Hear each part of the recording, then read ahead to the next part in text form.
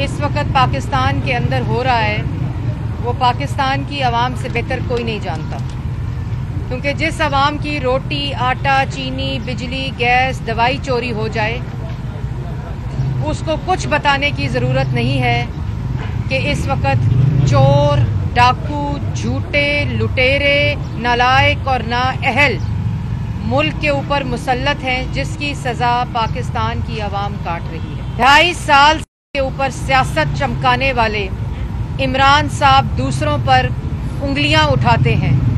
NRO नहीं दूंगा, NRO नहीं दूंगा की डुगडुगी बजाते हैं, तमाशे करते हैं। जो इस वक्त पाकिस्तान के अंदर हो रहा है वो पाकिस्तान की आवाम से बेहतर कोई नहीं जानता, क्योंकि जिस आवाम की रोटी, आटा, चीनी, बिजली, गैस, दवाई चोरी हो जाए उसको कुछ बताने की ज़रूरत नहीं है कि इस वक्त चोर, डाकू, झूठे, लुटेरे, नालायक और नाअहल मुल्क के ऊपर मुसल्लत हैं, जिसकी सज़ा पाकिस्तान की आवाम काट रही है। 2.5 साल के ऊपर सियासत चमकाने वाले इमरान साहब दूसरों पर उंगलियां उठाते हैं।